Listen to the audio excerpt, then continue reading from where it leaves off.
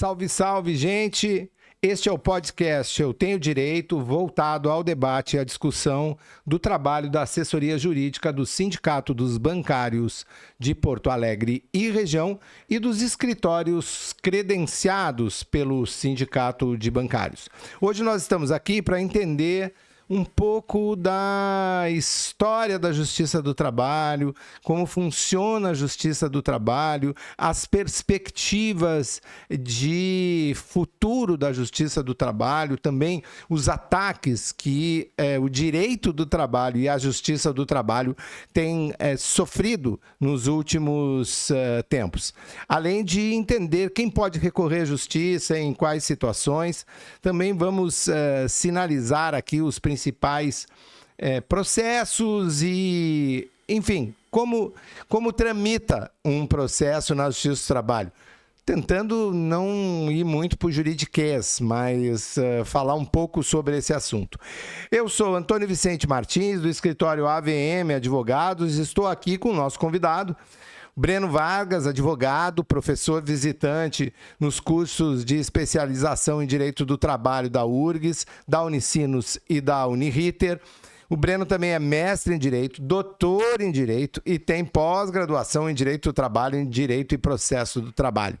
Além disso, o Breno é assessor jurídico aqui dos sindicatos bancários também e integrante da Rede Lado. Durante a nossa conversa, a gente também vai chamar a participação por vídeo de um colega do Paraná, o Nasser Armadalan, advogado, sócio do escritório Declatra de Curitiba, também integrante da Rede Lado, professor, mestre e doutor em Direito do Trabalho também.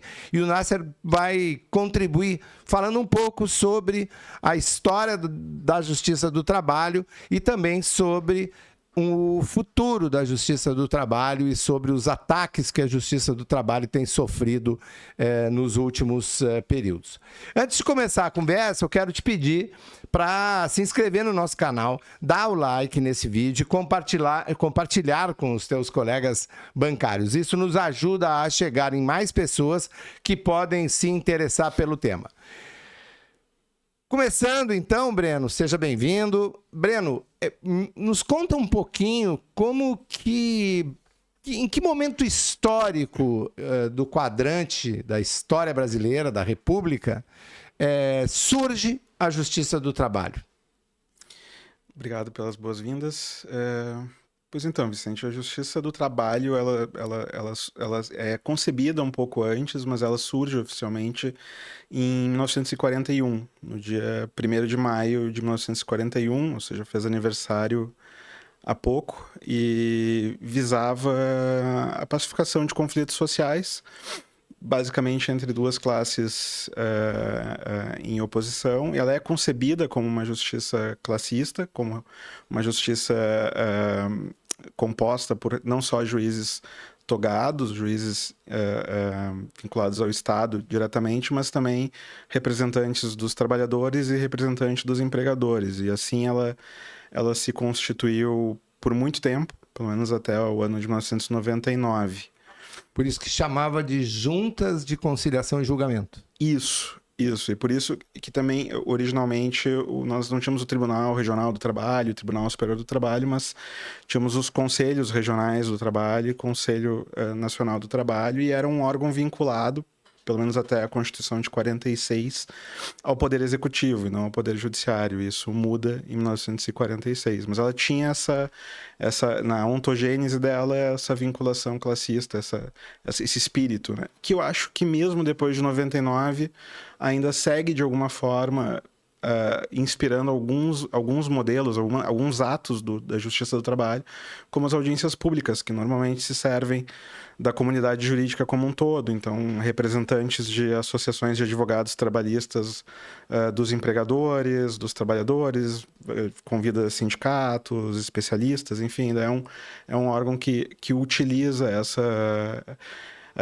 ainda que não seja mais o modelo da Justiça do Trabalho, ainda se utiliza bastante dessa composição classista, pelo menos em alguns aspectos. Até 99, então, a Justiça do Trabalho, ela era, digamos, ela tinha as audiências presididas por um juiz, que era um juiz concursado, togado, integrante do Poder Judiciário, mas de um Poder Judiciário especializado também, que era a pessoa fazia concurso para juiz do trabalho, né? Não era um juiz comum, não era um juiz que julgava as relações privadas, digamos.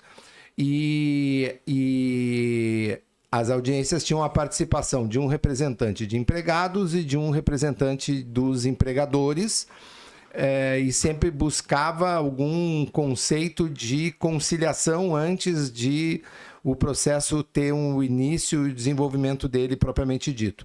Em 99, passa por uma reforma constitucional que acaba extinguindo esse conceito de juízes classistas e passa a ter um funcionamento unitário por juízes concursados, juízes integrantes do Poder Judiciário.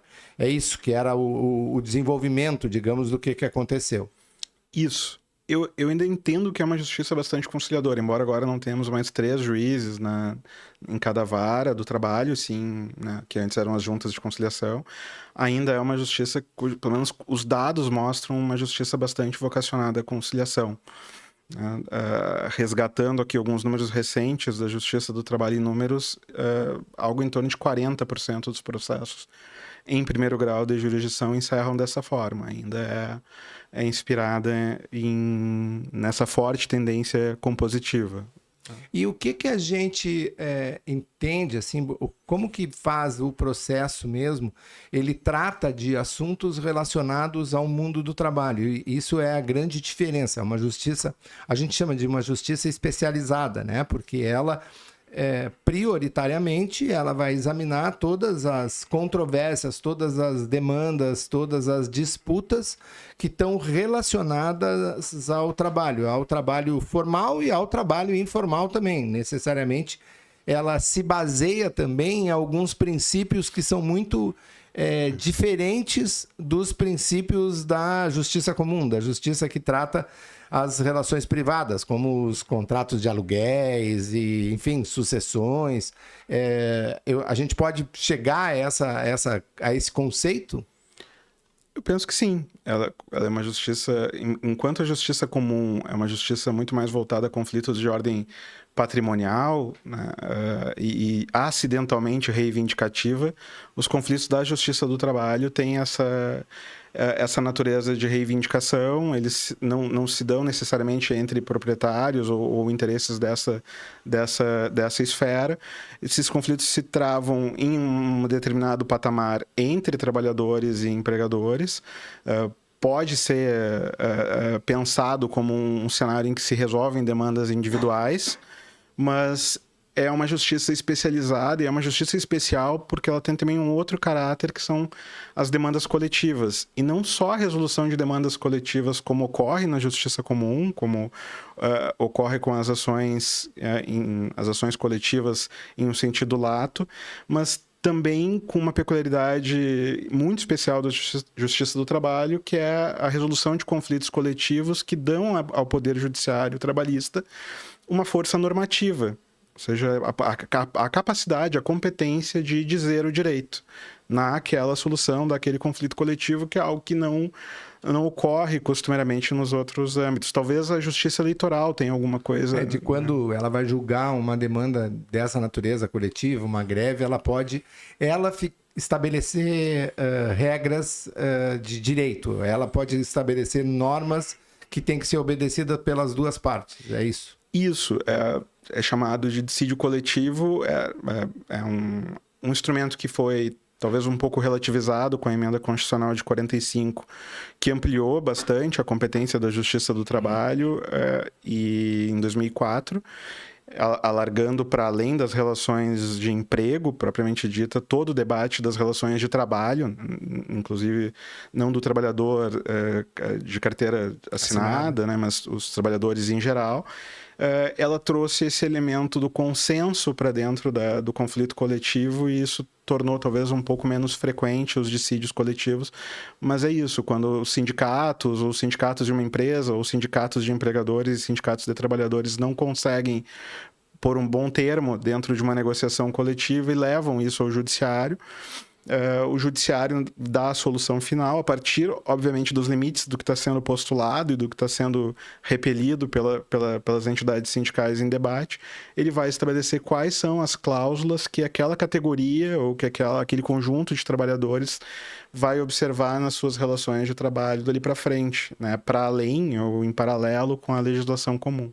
A gente dentro dos sindicatos bancários acaba não tendo essa vivência, porque os nossos conflitos, do ponto de vista coletivo, eles acabam se resolvendo em convenções coletivas, ou seja, acabam se resolvendo diretamente num processo de negociação entre a FENABAN e a CONTRAF e os sindicatos de todo o país. Mas eu acho que é importante, e eu vou aproveitar para chamar o nosso colega, o Nasser Ahmadalan, advogado lá do Paraná, para o Nasser nos falar um pouquinho também, contribuir com um pouquinho da história do surgimento da Justiça do Trabalho. O Nasser fez uma pesquisa sobre isso também e pode nos ajudar a localizar esse surgimento da Justiça do Trabalho na década de 1940. Nasser. Bem, acho que para a gente falar sobre o surgimento da Justiça do Trabalho no Brasil, é fundamental pensar e compreender o processo de formação do direito do trabalho. No Brasil da Primeira República, existiu um dogma liberal de que não se intervia nas relações entre capital e trabalho, e que nessas relações deveria prevalecer os princípios da oferta e da procura, a relação de oferta e procura, os princípios da liberdade de mercado, e ingressando aí a liberdade de trabalho, e portanto não se admitia nenhuma intervenção do Estado, nem intervenção dos trabalhadores em forma de organização sindical, porque se compreendia que isso interferiria na paridade entre capital e trabalho, e portanto compreendia-se o empregador e o trabalhador com a mesma possibilidade, a mesma igualdade de condições, inclusive de negociar. E portanto não se admitia a intervenção sindical, e muito menos se admitia a intervenção do Estado através de legislação. E por isso que se tardou tanto em se produzir leis de proteção social no trabalho em relação aos trabalhadores no Brasil. Então, as primeiras leis vão surgir no final da década de 10. Então, podemos citar aí a Lei de Acidente de Trabalho, de 1919. Nós vamos ter, a partir dali, uma série de leis esparsas que vão sendo publicadas para regular determinadas categorias profissionais e em determinadas questões, mas sempre com um aspecto específico, nada de forma muito abrangente. E essas leis, esse processo legislativo, ele inicia com uma perspectiva de tentar acomodar as relações de trabalho, acomodar a classe trabalhadora que reivindicava por direitos e que reivindicava essa proteção social por parte do Estado. Então, é um período de bastante conturbação social no Brasil.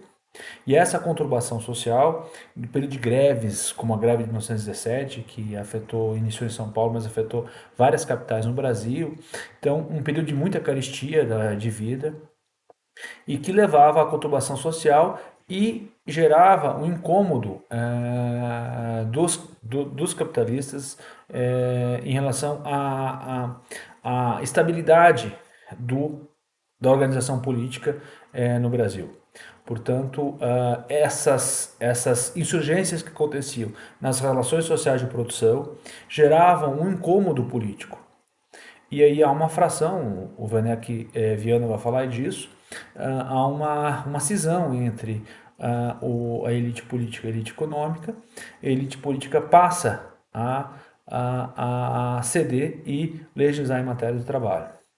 Então, o direito do trabalho ele surge no país como uma forma de resultado da correlação de forças entre uma classe trabalhadora ainda não completamente organizada, mas se organizando e utilizando da ação direta, que eram os movimentos insurrecionais de greve, os atos de rua, para poder incomodar o capital e essa incomodação do capital gerar concessões. Então, à medida que essas leis vão sendo editadas, a postura do empresariado brasileiro é muito parecida, muito similar. Primeiro, eles negam a necessidade delas, depois eles negam a sua aplicabilidade, eles não aplicam a legislação, e isso gera a necessidade de efetividade, de dar efetividade às leis que passam a ser geradas. E aí se constituem, primeiramente, comissões mistas de conciliação prévia, formada entre representantes dos trabalhadores, representantes dos sindicatos e representantes do Estado, isso é em 1932, até o momento que o Estado passa a entender que era necessário criar um mecanismo mais efetivo de efetividade, de efetivação dos direitos dos trabalhadores. E aí surge a Justiça do Trabalho em 1940. Vinculada ao Estado, portanto, era uma instância administrativa do Poder Executivo, não pertencia ao Poder Judiciário, era uma instância administrativa, estabelecida com uma conotação tripartite, Estado, de um lado, Estado no centro, regulando as relações, com um representante do empregador e um representante do empregado, que eram juízes classistas. E essa justiça do trabalho que surge é vinculada ao Estado, a administração, portanto, o Poder Executivo vai ser incorporada ao Poder Judiciário somente em 1946, com a Constituição de 46.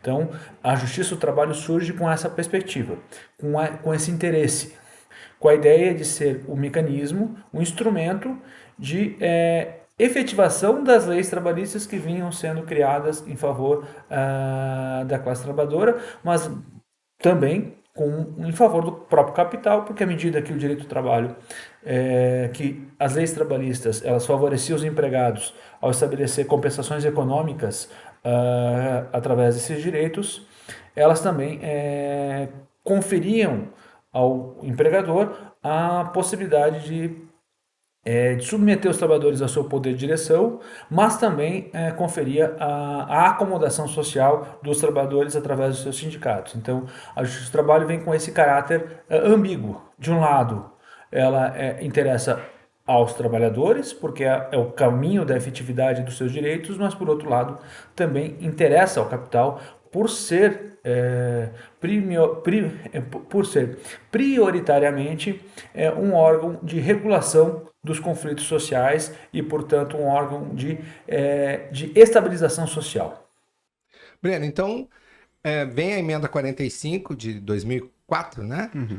E ela acaba ampliando as possibilidades de ajuizamento de ação, de matérias que poderiam ser examinadas pela Justiça do Trabalho, e aparentemente parecia que se estava alargando ainda mais a competência da Justiça do Trabalho, né? Então, se trouxe discussão de ações indenizatórias por acidente de trabalho, que antes eram ações cíveis e que passam a ser de competência da Justiça do Trabalho. Também se passou a discutir até a possibilidade de ações vinculadas à complementação de aposentadoria. Enfim, se fez um movimento no sentido de ampliar a competência da Justiça do Trabalho, né?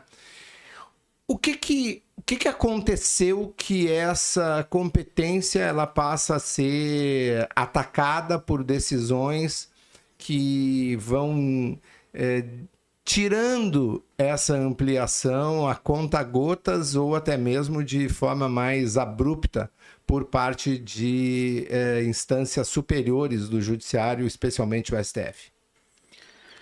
Bom, assim, de fato, acho que 2004 é esse marco de renovação da competência da Justiça do Trabalho, de reafirmação da competência. Casualmente foi o ano em que eu comecei a frequentar a Justiça do Trabalho. Eu não cheguei a pegar uma audiência com os juízes classistas, né? E aí, quando eu entro, tá bem nessa efervescência da matéria acidentária, que antes tinha uma vara especializada na Justiça Comum, isso migra para a Justiça do Trabalho, há todo um choque de adaptação desse tema. A questão da complementação de aposentadoria, ela me parece que ela muda por outros motivos, é uma interpretação que depois o STF vem dar a um outro artigo da Constituição Federal, que não trata da competência específica da Justiça do Trabalho, que é o artigo 202 da Constituição, e devolve essa matéria, leva essa matéria para a Justiça Comum. Particularmente, eu acho que ela era bem tratada na Justiça do Trabalho, né? Era um bom lugar para ela estar, ela casava com os debates normalmente, cotidianamente trazidos, porque envolvia o contrato de trabalho e já resolvia questões incidentais sobre a previdência complementar. Mas, enfim, há uma reinterpretação disso. Eu não consigo relacionar essa alteração de competência que ocorre em 2013 da matéria da Previdência com não os ataques, mas o presente e o futuro imediato da Justiça do Trabalho hoje em contraposição com o Supremo Tribunal Federal nesta matéria, né? Porque eu penso que esse é um fenômeno que até pode ter começado antes, a partir de uma neoliberalização do direito do trabalho, que daria para colocar nas origens ali no governo Fernando Henrique, e vem escalando desde então, com alguns freios eu não digo, mas ralentando em governos posteriores e voltando a ganhar atração a partir de 2016, 2017 com a reforma trabalhista. Há uma alteração de concepção, não do direito do trabalho, pelo menos não do texto, até a reforma trabalhista, mas da forma de interpretação desse direito pelas cortes superiores, em especial a STF. Então, essa tendência à interpretação com algum resquício, com alguma inspiração neoliberal. Acho que nem a Justiça do Trabalho é neutra, né? Nem o STF também o é. Muito menos o STF. Nessa matéria, talvez menos nessa matéria. Mas especialmente a partir das crises de 2008, né? Inspirado pelo cenário mundial, Europa começa com esse processo de austerização, de dividir a conta, né, dos custos dos direitos sociais que se conquistaram nas décadas antecedentes. Isso vai ter um reflexo na normatização do direito do trabalho. Então, começa a haver indícios da formação de uma legislação de exceção, de uma legislação que suspende aqueles princípios que fundaram o direito do trabalho, que originaram o direito do trabalho como um ramo especial do direito em que reconhece a desigualdade material entre os agentes envolvidos nas relações de trabalho. Eu acho que a gente pode afirmar assim, que, na verdade, o conceito do direito do trabalho é um direito que reconhece que numa relação contratual entre trabalhadores e empregadores, há uma hipossuficiência. É uma relação contratual que, diferente do direito comum, digamos assim, do direito privado, do direito civil, que, em tese, as relações são entre duas pessoas iguais, e é em tese também, porque o direito do consumidor já reconhece que há uma diferença muito grande entre o Vicente E a General Motors, por exemplo, quando ele vai comprar um automóvel, o nível de capacidade de negociação que o Vicente tem com a General Motors é completamente diferente. Então é evidente que se eu tiver uma relação contratual minha com o Breno para compra e venda de um apartamento, essa relação pode estar feita entre duas pessoas iguais. Mas é evidente que em outras situações não há essa igualdade. E o direito do trabalho, para as pessoas entenderem também melhor, assim, ele, na verdade, ele reconhece essa hipossuficiência por parte do trabalhador. E, portanto, a Justiça do Trabalho, ao aplicar o direito, ao dizer o que é o direito, o que o direito está querendo normatizar, a Justiça do Trabalho ela tem que considerar esses princípios. Então, ela tem que considerar o princípio de que ela tem que ser tutelar, protetora, protetiva do hipossuficiente, porque um trabalhador, ainda que possa ganhar bem, possa ter um salário bom, ele tem uma condição de submissão, de dependência econômica do seu empregador, que não lhe permite exercer na sua plenitude ou na igualdade as condições de uma negociação contratual. Então, a Justiça do Trabalho ela sempre reconheceu isso. E que, a partir de um movimento que começa, talvez, no Dilma I, no governo Dilma I ou Dilma II, mas talvez tenha começado no governo Dilma I, o Supremo Tribunal Federal ele passa a fazer um movimento de reformulação de decisões históricas que eram adotadas pela Justiça do Trabalho e pelo Supremo Tribunal Federal mesmo, a respeito de matéria trabalhista. Ele passa a tomar decisões que são menos baseadas nos princípios esses que a gente está falando do direito do trabalho, o princípio tutelar, o princípio da hipossuficiência, e ele passa a defender as decisões proferidas em matéria de direito do trabalho e justiça do trabalho com base num conceito meramente econômico ou prioritariamente econômico e prioritariamente com um conceito do liberalismo econômico. E é isso que ele faz, por exemplo, quando ele faz a decisão autorizando a terceirização da atividade fim. O Supremo Tribunal Federal ele autoriza a terceirização da atividade fim, contrariando décadas de jurisprudência que diziam que a terceirização ela só poderia acontecer numa atividade meio, né? Numa empresa. Ele contraria isso sob uma justificativa econômica. Qual é essa justificativa econômica que o Supremo Tribunal Federal adota, Breno? E por que ela é falaciosa do ponto de vista do que ela realmente esconde por trás? Pergunta fácil, né? É uma pergunta fácil. É uma pergunta fácil se a gente consegue colocar todos os julgamentos recentes do STF que começam com essa tendência do processo da terceirização e vem caminhando depois as análises de conformidade da reforma trabalhista com a Constituição de 88.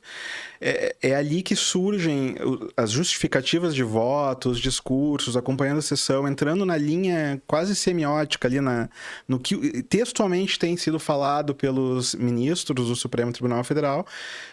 De fato, são argumentos que dialogam com uma perspectiva neoliberal, né, das relações de trabalho. E, por perspectiva neoliberal, muitas vezes vai silenciar sobre determinados princípios, sobre determinados nortes do direito do trabalho para resolver questões de matéria trabalhista.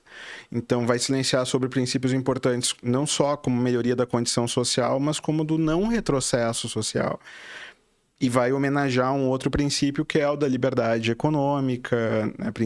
Princípios outros que deveriam estar, no mínimo, em igual posição, mas eles começam a ser sobrevalorizados dentro dessa tendência de neoliberalização, ou direito do trabalho de exceção, de suspensão parcial e aparentemente de forma permanente, não temporária, de alguns princípios e postulados do direito do trabalho para flexibilizar, para diminuir, para reduzir o tamanho da incidência da proteção ao trabalhador. Então, o STF faz isso no âmbito do discurso, isso não acontece só no STF, eu acho que desde a reforma trabalhista, outras esferas da sociedade começam a plasmar esse discurso para tornar ele absolutamente aceito. A própria Justiça do Trabalho acaba fazendo isso por um setor importante de juízes. Também a Justiça do Trabalho em algum aspecto, a mídia como em bom aspecto defende partes da reforma trabalhista, ainda que descoladas de princípios do direito do trabalho, e alguns ministros em votos criticam abertamente o caráter protetivo, chamando de paternalista, criticam abertamente sindicatos. As críticas são bastante coladas com essa perspectiva neoliberal ou de austeridade. E o STF começa a lançar mão de algo que, para o direito do trabalho, se é possível aplicar, teria que ser aplicado com muita reserva, com muito cuidado, que é a análise econômica, é o consequencialismo. Então, ele começa a tomar decisões para tentar impedir o acesso ao judiciário trabalhista, criar alguma aversão a risco dos trabalhadores, enfim, e descolado da realidade, dos números da Justiça do Trabalho, do que se debate concretamente na maior parte dos processos. Nesse ponto em que surgem aquelas argumentações que também são descoladas da realidade de que o Brasil seria o país com maior número de reclamatórios trabalhistas do mundo, ou seja, respondendo por quase 98% das ações trabalhistas. Então, dados que já foram desmistificados, enfim, mas eles entraram na discursividade não só do STF, do legislador que promoveu a reforma trabalhista, estão lá nas exposições de motivos da reforma trabalhista, e eles são debatidos sem que alguém consiga criticar, consiga demonstrar essa carência de correspondência com a realidade. Então, nunca me pareceu... Não corresponde com a realidade isso? Não, até tem um procurador do trabalho que fez um artigo desmistificando esse dado de que seria bastante errôneo, né? Que a fonte é um artigo da década de 90 que não consegue se sustentar nesse aspecto, porque o Brasil tem 3% da população mundial e não tem nem perto da totalidade de 98% das reclamatórias trabalhistas.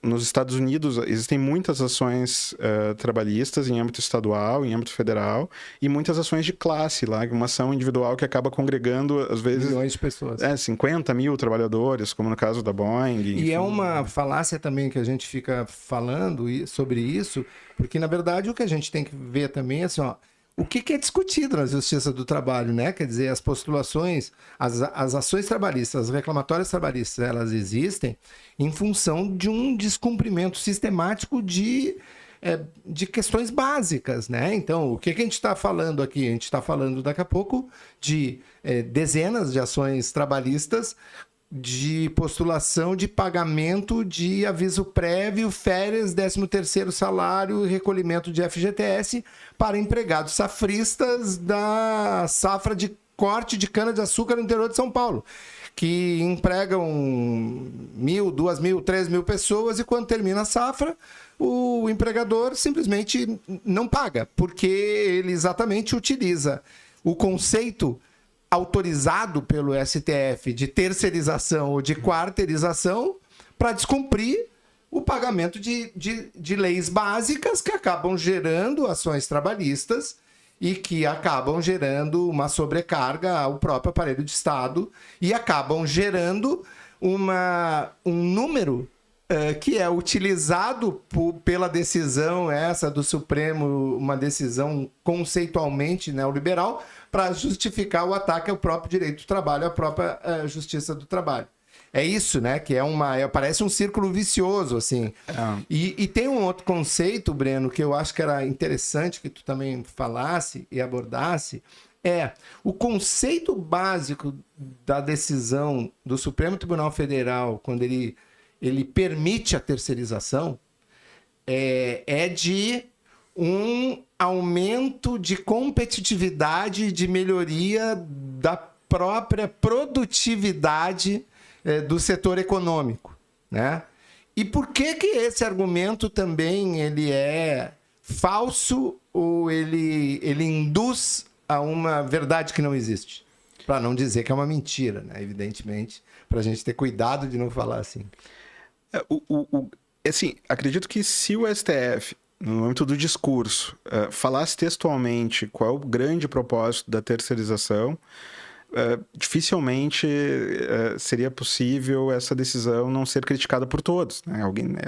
Seria raro alguém não criticar a decisão. Mas do ponto de vista teórico, do ponto de vista conceitual, o que o STF está tentando estabelecer ali é de que a terceirização por si só, pelo menos num plano teórico, ela não gera precarização. Se ela gerasse, de fato, precarização, ela seria contrária à Constituição Federal. Então, na perspectiva do STF, ao menos em tese, seria possível deslocar a mão de obra, liberar aquela empresa para se concentrar ali no seu empreendimento e não ficar, talvez, pensando em contratar pessoas. Isso ela poderia delegar para um terceiro e, com isso, aumentar a sua eficiência. Em tese, essa seria a concepção do outsourcing, aí, da transferência para fora da empresa, das relações de trabalho, das relações contratuais. Esse é o argumento que o STF justifica do ponto de vista econômico. E, pelo menos do ponto de vista da teoria econômica, que ele acaba abraçando para justificar a sua decisão. Ele usa um argumento econômico para tentar disciplinar um fenômeno jurídico da relação de trabalho que não necessariamente usa a eficiência como primeiro valor, como parâmetro. Mas, na prática, não é assim que as empresas atuam. As empresas não contratam mais porque ficou mais simples, né, do ponto de vista da equação empresarial contratar. Elas vão tentar contratar mais porque é mais barato, senão ela contrata quanto empregado é necessário contratar, né?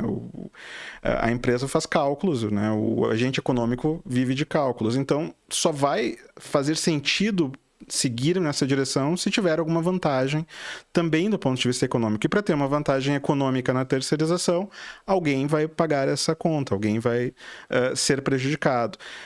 O impacto mais óbvio é o descolamento que ela causa quando se permite a terceirização da atividade fim na própria categoria, no próprio conceito de trabalhadores. Eles são desacoplados, são separados por estatutos jurídicos diferentes. Então, um banco, para pegar um exemplo próprio aqui dos sindicatos bancários, que terceiriza a sua atividade fim, ele vai ter pessoas trabalhando para ele, contratadas por uma outra empresa que não é um banco e que, à luz, né, do direito do trabalho como concebido atualmente no Brasil, não serão bancários. Sim, elas não vão trabalhar melhor do que os bancários, elas não vão produzir mais do que os bancários.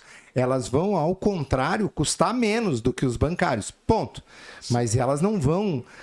Elas não estão sendo contratadas ali porque elas vão melhorar a qualidade de prestação de serviço daquela atividade. E sim porque elas vão custar menos do que o banco pagava para ter um bancário. A gente vê isso todos os dias aqui, Breno. A gente tem uma experiência com um banco específico que fica muito claro isso, né? E que a gente teria que levar isso para o Supremo Tribunal Federal, para ele olhar e ver, porque é muito fácil de ver.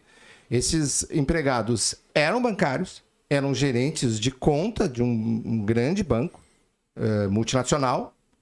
Esses empregados, eles foram demitidos do banco, eles se desligam do banco, eles constituem uma PJ, uma pessoa jurídica, e eles são recontratados por esse banco para fazer a mesma atividade que eles faziam antes, como PJ, e com uma remuneração que é em torno de 1/3 do que eles recebiam como empregados diretos do banco.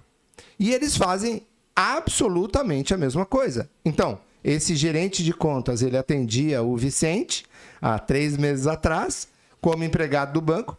Ele continua atendendo o Vicente, só que agora ele não é mais empregado do banco, ele tem um contrato de prestação de serviço para o banco, como o PJ, mas o Vicente, que é o consumidor, está tratando, em tese, na cabeça do Vicente, com a mesma pessoa, o mesmo bancário, entre aspas. Só que esse bancário está recebendo 1/3 do que o bancário anterior recebia. Então, não há melhora de produtividade, não há melhora de qualificação. Pelo contrário, há uma fraude numa relação de trabalho e há uma fraude autorizada pela decisão do Supremo Tribunal Federal, que vira as costas para o problema da precarização. O problema que a gente tem do ponto de vista das relações de trabalho no Brasil é que 99% das terceirizações que são feitas no Brasil, elas são feitas para precarizar, para diminuir o custo e para precarizar o direito.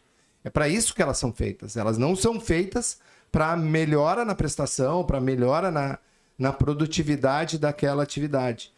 E eu acho que é esse o ponto central, né? De que toda decisão, todo o embasamento teórico que o Supremo utiliza, que acho que foi o ministro Barroso, que é o voto condutor da decisão que acaba reconhecendo a terceirização, todo o voto dele é considerando um conceito meramente econômico. E ele viola, digamos, todos os princípios do direito do trabalho e todos os princípios de proteção social que são vinculados ao direito do trabalho. Sim, a decisão era do Barroso, ele vai nessa linha. Eu acho que ele nem estava mirando ainda nessa contratação direta de pessoa jurídica para unipessoal, ali, contratada por uma empresa.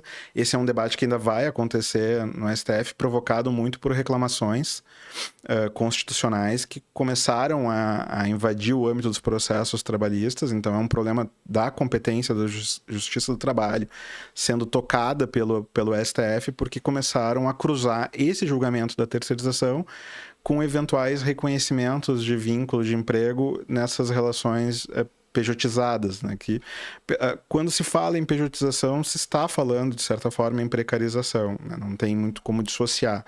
E a intenção atual agora, sob a relatoria do ministro Gilmar Mendes, é avaliar se esse fenômeno está dentro desta mesma lógica da terceirização e seria legitimado pela Constituição dentro do prisma da liberdade econômica, da liberdade de contratar.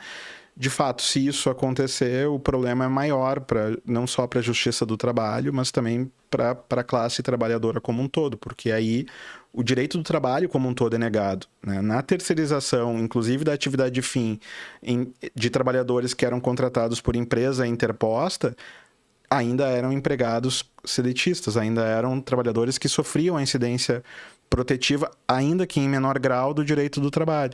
Ainda que com algum decréscimo qualitativo de proteção, ainda que um sindicato mais fraco, porque saía daquela categoria profissional anterior, ainda que esse deslocamento gerasse precarização, não era na mesma dimensão e na mesma proporção do que a pejotização e também ao lado esse fenômeno da uberização parecem demonstrar situações bem mais precarizadas, porque elas bloqueiam completamente a incidência do direito do trabalho.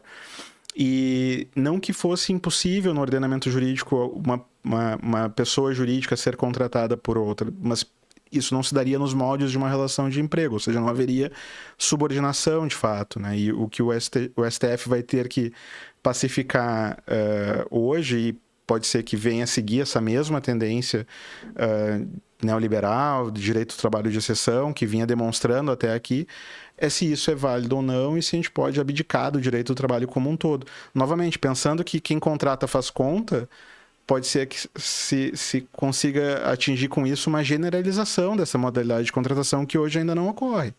E isso não vai ter problemas só para o trabalhador, problemas imediatos, mas vai ter problemas em questões previdenciárias, porque uma empresa não contribui para outra do ponto de vista dos encargos sociais. Então, as dimensões desse problema para o futuro são, pelo menos penso eu, ainda de difícil visualização. O grau do impacto, do drama que uma decisão dessas pode causar ainda vai levar algum tempo para se verificar, para ser experimentado, né? E até do ponto de vista também imediato, porque essas empresas também acabam não tendo essa contribuição para a previdência imediata que faz girar também toda a máquina de impostos, etc.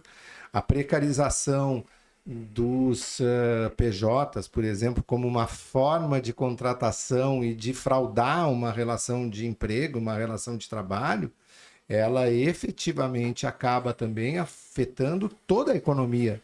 Ao contrário do que sustenta um modelo neoliberal defendido por estas decisões do Supremo Tribunal Federal, ela acaba afetando toda a economia, porque toda a economia acaba tendo uma menor arrecadação do ponto de vista de imposto de renda, do ponto de vista de contribuição previdenciária, etc. E tudo em função de uma economia de quem faz conta mesmo. É evidente que, eventualmente, pode até ser um pouco mais barato naquele momento, mas não há nenhum estudo do ponto de vista de produtividade, não há nenhum... E, pelo contrário, até assim, é uma coisa meio lógica, e é o depoimento que eu faço disso, de que boa parte desses trabalhadores que acabam se submetendo por ausência mesmo de capacidade de ter uma relação contratual justa com o seu empregador, eles estão negociando com um grande banco multinacional. Então, não tem como um gerente de contas de um grande banco multinacional que ganha lá R$7.000 por mês, que esse gerente vai dizer, não, eu não quero mudar meu contrato. Eu vou continuar com esse contrato.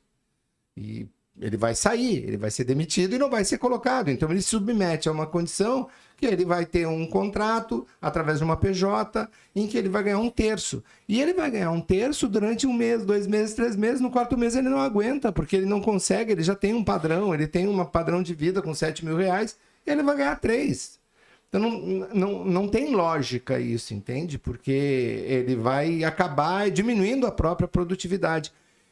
Breno, tenho um outro relato, mas antes disso eu vou chamar de novo o Nasser, para o Nasser falar um pouco também de que opinião que ele tem sobre essas decisões do Supremo Tribunal Federal que colocam em xeque o direito do trabalho e a própria justiça do trabalho. Nasser Ahmad Alam, professor do Paraná, da Universidade do Paraná, que vai nos falar um pouco sobre isso, Nasser. Nos diz aí sobre a questão do que a decisão essa do Supremo, as decisões recentes do Supremo Tribunal Federal afetam o direito do trabalho e a justiça do trabalho. As recentes decisões do Supremo Tribunal Federal em matéria trabalhista, em especial as decisões que envolvem as reclamações constitucionais movidas contra decisões da Justiça do Trabalho em reconhecimento de vínculo de emprego, na maior parte das vezes discutindo situações concretas que discutiam o vínculo de emprego em detrimento de um contrato de pejotização, como vem se falando, elas representam, na verdade, uma forma de aprofundamento da reforma trabalhista pelo Supremo Tribunal Federal. O que parece existir aí é uma tentativa do STF de impor a agenda neoliberal, uma agenda neoliberal sob pretexto de conferir segurança jurídica às relações contratuais, passar por cima da realidade do contrato e fazer valer os contratos escritos, a forma jurídica, contrato. E independentemente daquilo que da natureza daquilo que foi ajustado, da realidade contratual, daquilo que realmente o STF tende, pelo que tem se manifestado, da forma que tem se manifestado, tende a relegar tudo isso e fazer valer o contrato firmado, seja ele fraudulento ou não. É uma forma de institucionalizar a fraude. Então, pouco importa se houve fraude na contratação, se houve uma tentativa de burlar a aplicação da lei trabalhista, se burlar a aplicação da lei tributária ou da lei previdenciária. O que importa é o que diz o contrato. Se o contrato diz que é um contrato entre uma empresa que presta serviços e não um trabalhador para outra empresa que toma os serviços, isso é válido e ponto. Na verdade, aí há sim uma forma me parece uma tentativa de impor a agenda neoliberal e impor à justiça do trabalho o conteúdo dessas decisões. Então, o STF tende a pressionar a Justiça do Trabalho para que a Justiça do Trabalho decida de acordo com o que o STF pretende. E me parece que a afetação e a suspensão de todos os processos trabalhistas que tratem de vínculo de emprego envolvendo o fenômeno da pejotização é uma forma de pressionar a Justiça do Trabalho a julgar de acordo com o que o ministro Gilmar Mendes pretende. Então, mais do que uma disputa sobre competência, uma disputa sobre poder político de jurisdicional, de quem decide o quê, é do conteúdo do que se decide. E o que pretende o ministro Gilmar Mendes, assim como outros ministros daquela corte, é que se ignore a natureza contratual, a realidade dos contratos de trabalho, e que se julgue de acordo com os contratos formais. E, portanto, se chamar de contrato de prestação de serviço entre uma PJ que não existe e uma pessoa e uma empresa que toma um serviço, se a relação de emprego for mascarada dessa forma, independentemente de ser uma clara e evidente fraude à legislação, é válida na visão do Supremo Tribunal Federal. E isso realmente é algo que representa um retrocesso social profundo, representa uma tentativa de impor uma agenda que a reforma trabalhista, que a legislação não impôs, uma vez que continuam vigentes os requisitos do artigo 3º da CLT, continua vigente o artigo 9º da CLT, que diz que são nulos de pleno direito todos os atos praticados no intuito de burlar ou fraudar a aplicação da legislação trabalhista. A competência da Justiça do Trabalho ainda é da Justiça do Trabalho, para a competência material ainda é da Justiça do Trabalho para julgar conflitos que resultem, que decorram da relação de trabalho.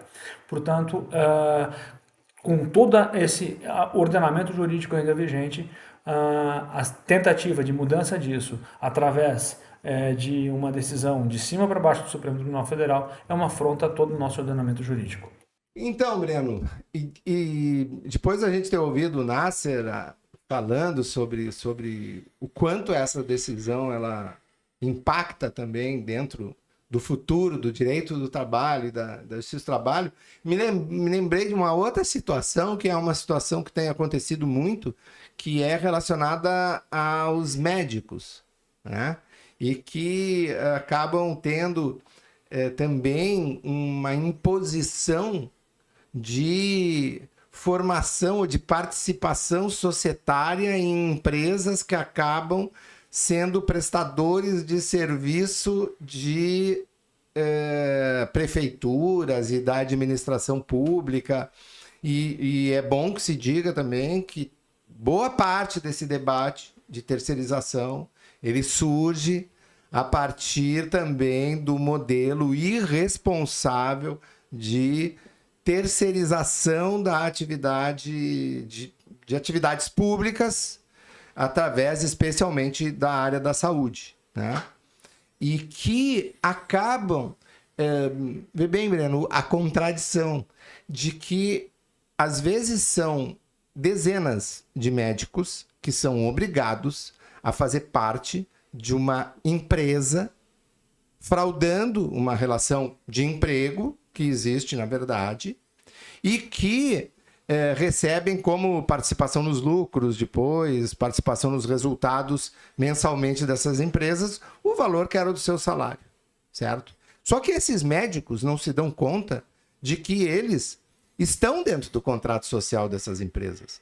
Então, se essas empresas depois forem eventualmente citadas por algum tipo de conduta irregular na própria contratação com uma prefeitura, esses médicos são sócios das empresas. Eles têm responsabilidade. E um outro elemento é de que a Receita Federal tem autuado estes contratos e estes médicos por evidente fraude na declaração de imposto de renda, quando eles dizem que aquilo é participação nos resultados. E eles têm lá 0,01% de uma empresa e apresentam como participação nos resultados.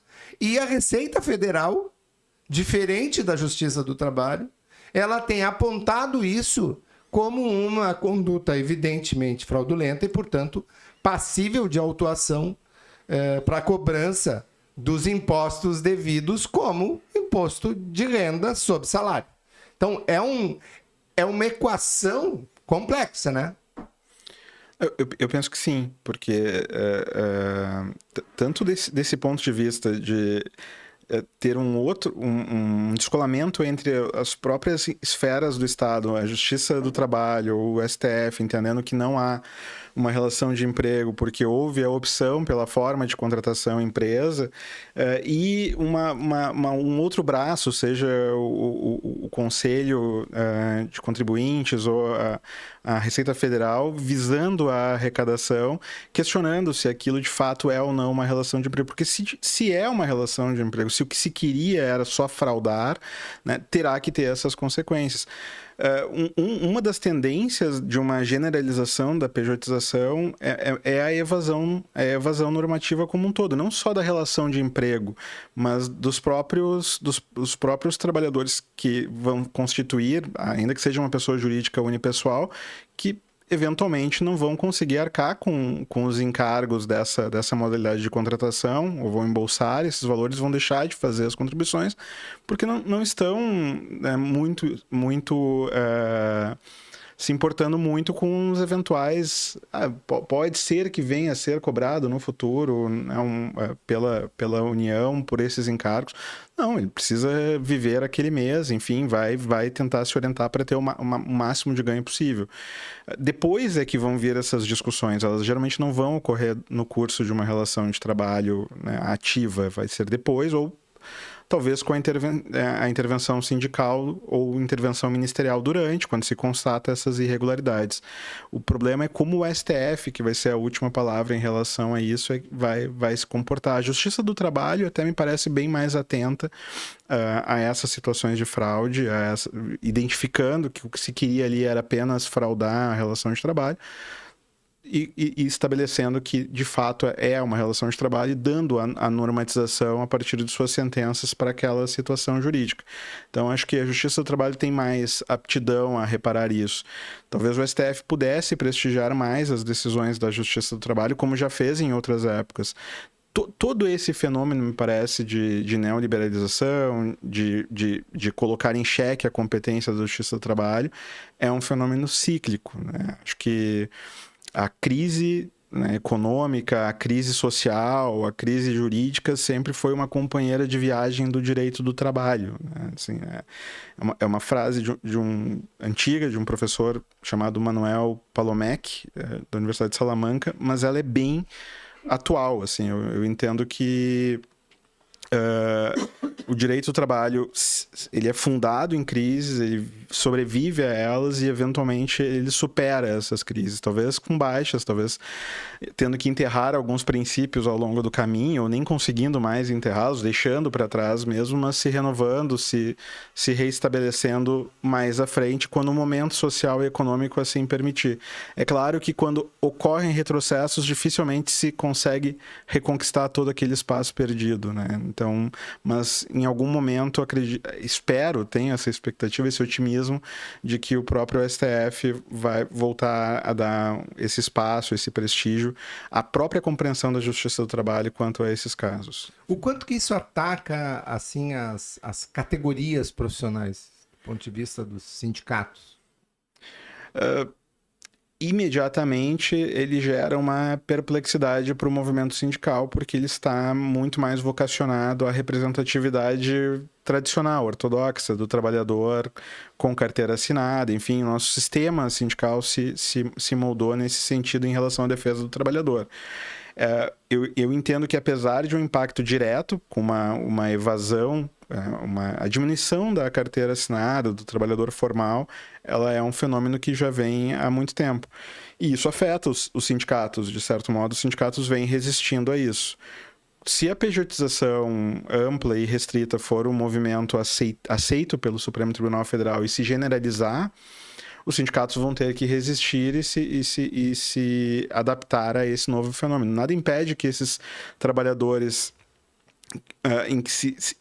pelo menos na concepção atual de hoje, que demanda paralelismo com a empresa para fundar um sindicato, se organizem em estruturas sindicais de tipo diverso, de um novo tipo, né? E, eventualmente, estabeleçam as negociações coletivas, enfim, encontrando ali algum tipo de tomador de serviços como base negocial para novas normas, para as novas disciplinas, que talvez não sejam aquele direito do trabalho ortodoxo, mas permitam alguma concertação social. Então, é um caminho para a entidade sindical. É possível ter um novo direito do trabalho, então?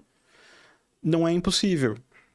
Acho que, não sei se é desejável absolutamente, acho que o direito do trabalho ainda tem fôlego, ainda tem espaço, né? Ainda conforma muitas relações. Não vejo as relações de trabalho plataformizadas ou digitalizadas como disrupturas com um modelo normativo anterior, então me parece que ainda se presta com algumas adaptações a atender e conformar essas relações que são relações de emprego, na maioria dos casos. Ainda poderia dar um fôlego para o direito do trabalho, que também, assim como a Justiça do Trabalho, já está comemorando os seus 80 e tantos anos, né? Então, obviamente, ele passou por muitos processos de renovação desde a sua criação. Não vejo como necessário prescindir ou refundar completamente o direito. Não vejo que a reforma trabalhista de 2017 tenha sido bem sucedida nisso. Acho que ela foi um caminho, em muitos aspectos, equivocados nessa direção. Mas é possível, sim, sentar, discutir talvez um novo código da legislação trabalhista, uma nova CLT, mas dentro de uma concertação social, dentro de um diálogo entre todos os atores, né, como por muito tempo foi feito, tanto no Congresso, enfim, quanto no Judiciário. Os debates costumavam ser, no mínimo, tripartites em relação a essa matéria. O Brasil era bastante avançado, na minha perspectiva, nesse sentido, e a reforma trabalhista foi o primeiro ato que que contrarrestou toda essa tradição de debate e negociação tripartite em matéria de direito social. Ela prescindiu disso, a reforma. Eu acho que esse era um papel importante que o governo Lula tinha que exercitar, assim, do ponto de vista de propor um debate tripartite novamente. Mas, Breno, eu vou te fazer mais, acho que 2 ou 3 perguntas, assim, quase como pinga-fogo também, tá? O Supremo Tribunal Federal quer o fim da Justiça do Trabalho? Pelo menos ele não explicita, né, que quer dar indicativos de que ele não compreende o direito do trabalho como uma necessidade e há temas em que nem deveria ser o tema em que isso fica evidente, mas ele estabelece essa simetria da justiça do trabalho com a justiça comum, do direito do trabalho com o direito comum, quando ele tenta dizer, em uma ação como a recente ação da correção monetária das ações trabalhistas, que o direito do trabalho deveria se aproximar do direito comum, que deveria usar o mesmo índice de correção da justiça comum. Então, ele dá indicativos de que ele não percebe mais essa necessidade de um aparelho normativo especializado em tratar essas relações assimétricas de um trabalhador vulnerável e de um empregador com maior... Abusador. Com condições materiais diferentes. Então, assim, vários ministros do STF hoje demonstram essa ideia de refundação de um direito do trabalho que passe praticamente a ser normatizado pelo direito comum, pelo direito civil. E a Justiça do Trabalho, que é o fim da Justiça do Trabalho? Eu espero que não. E vejo ainda muitos exemplos diários de que não, que há muitos juízes do trabalho, há muitos desembargadores e ministros do trabalho que me parecem resistir aí se essa é uma ambição da justiça como instituição, há muito espaço para resistência ainda. E o movimento sindical... Os trabalhadores querem o fim da Justiça do Trabalho? Talvez como classe, como projeto de revolução, deveriam desejar o fim de todo o direito e toda a justiça. Todo o Estado. Mas Atualmente, não me parece que isso esteja na pauta. Ainda é um espaço de resistência do direito do trabalho e do direito dos trabalhadores. Sim, ainda há muito espaço para fazer valer o direito através da Justiça do Trabalho, e as entidades sindicais, em grande parte, especialmente as que resistem e sobrevivem a esse momento, acabam explorando e utilizando esse espaço para debate, né? Reivindicação. É isso aí. Valeu, Breno. Esse foi o podcast Eu Tenho Direito, uma produção do Sindibancários, junto dos escritórios de advocacia associados e credenciados pelo sindicato. Quero agradecer a presença do Dr. Breno Vargas, nosso colega aqui dos sindicatos bancários, a participação especial do colega também, Nasser Ahmad-Alan, advogado lá de Curitiba, sócio do escritório Declatra, os 2 integrantes da Rede Lado de Advogados. E na apresentação deste podcast, eu, Antônio Vicente Martins, na produção, junto comigo, a jornalista Laís Escher, na técnica, o Diego Dornelles, a coordenação de comunicação do sindicato é da Aline Adolfs e a direção de comunicação dos sindicatos bancários é do Sérgio Hoff. Até a próxima e salve, salve!